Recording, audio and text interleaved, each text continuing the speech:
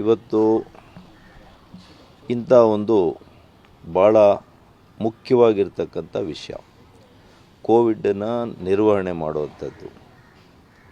ಈ ರಾಜ್ಯದ 6 ಕೋಟಿ ಜನರ ಜೀವವನ್ನು ಉಳಿಸಿರುವಂಥ ಒಂದು ದೊಡ್ಡ ಒಂದು ಆಪತ್ತು ಕಾಲದಲ್ಲಿ ನಿರ್ವಹಿಸಿದ ಬಗ್ಗೆ ನೀವೇನು ತನಿಖೆಯನ್ನು ಒಬ್ಬ ರಿಟೈರ್ಡ್ ಜಡ್ಜ್ ಮೂಲಕ ಮಾಡಿಸಿದ್ದೀರಿ, ಅದನ್ನು ಕೂಡ ನಾನು ಸ್ವಾಗತ ಮಾಡಿದ್ದೇನೆ.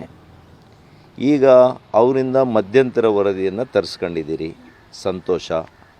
ಆ ಮಧ್ಯಂತರ ವರದಿಯನ್ನು ಅಧಿಕಾರಿಗಳ ತಂಡಕ್ಕೆ ಕೊಟ್ಟಿದ್ದೀರಿ, ಅದು ಸಂತೋಷ. ಅದಕ್ಕೂ ನಾನು ಸ್ವಾಗತ ಮಾಡ್ತೀನಿ. ನಾನು ಕೂಡ ಆ ಒಂದು ವರದಿ ಈ ರಾಜ್ಯದ ಜನರಿಗೆ ತಲುಪಲಿ ಅಂತೇಳಿ, ಆದಷ್ಟು ಬೇಗ ತಲುಪಲಿ. ಅನೇಕರಿಗೆ ಏನು ಶಂಕೆ ಉಂಟು ಮಾಡೋ ನಿಟ್ಟಿನಲ್ಲಿ ಕೆಲವರು ಮಾತನಾಡಿದ್ದಾರೆ, ಅವ್ರಿಗೂ ಕೂಡ ತಿಳಿಲಿ.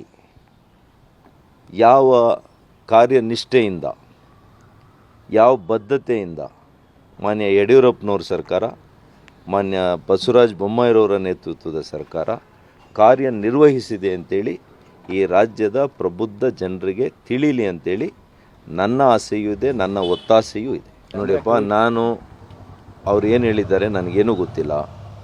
ಮಧ್ಯಂತರ ವರದಿ ಕೂಡ ನಾನು ಓದಿಲ್ಲ.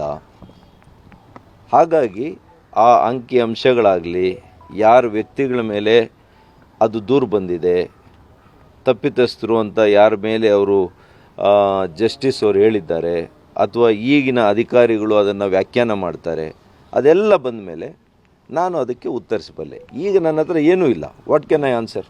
ಸರ್, ತಾವು ಸಚಿವರಾಗಿ ನಾನೇ ಹೇಳ್ತಾ ಇದ್ದೀನಲ್ಲ, ಇವತ್ತು ಅದಕ್ಕೆ ನಾವೆಲ್ಲ ಕೂಡ ಎದುರು ನೋಡೋಣ. ಅದು ಬಂದ ಮೇಲೆ ನಾವೆಲ್ಲ ಕೂಡ ಚರ್ಚೆ ಮಾಡೋಣ. Sir, BJP we are answerable. BJP we are not running ಅವೇ. ನಾವು ಓಡೋಗ್ತಾ ಇದ್ದೀವ? ನಾವೆಲ್ಲ ಇಲ್ಲೇ ಇದ್ದೀವಿ, ಜನರ ಮಧ್ಯೆ ಇದ್ದೀವಿ. ಮಾನ್ಯ ಯಡಿಯೂರಪ್ಪನವರು ಆದಿಯಿಂದ ಮಾನ್ಯ ಅಶೋಕ್ರವರು, ಅಶ್ವಥ್ ನಾರಾಯಣರವರು, ಮಾನ್ಯ ಬೊಮ್ಮಾಯಿರವರು, ನಾವು ಎಲ್ಲರೂ ಇಲ್ಲೇ ಇದ್ದೀವಿ, ಹ್ಯಾಂಡಲ್ ಮಾಡಿರುವಂಥವ್ರು.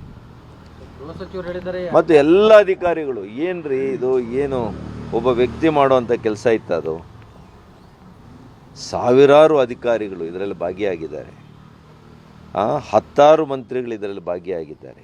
ಇಡೀ ಸರ್ಕಾರ ಇದನ್ನು ನಿರ್ವಹಿಸುವಂಥ ಪ್ರಾಮಾಣಿಕ ಕೆಲಸ.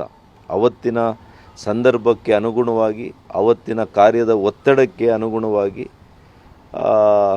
ಇವತ್ತು ಅನೇಕರ ಪ್ರಾಣ ರಕ್ಷಣೆ ಮಾಡುವಂಥ ಸ್ಥಿತಿಯಲ್ಲಿ ನಾವು ಕೆಲವು ನಿರ್ಣಯಗಳನ್ನು ತಗೊಂಡಿದ್ದೀವಿ. ಕೆಲವು ನಿರ್ವಹಣಾ ಒಂದು ಕ್ರಮಗಳನ್ನು, ತೀರ್ಮಾನಗಳನ್ನು ತಗೊಂಡಿದ್ದೀವಿ. ಅದು ಇವತ್ತು ಪ್ರಶ್ನೆ ಮಾಡಿದ್ದಾರೆ, ಅದರ ಬಗ್ಗೆ ತನಿಖೆಯನ್ನು ಮಾಡಿದ್ದಾರೆ, ಸಂತೋಷ.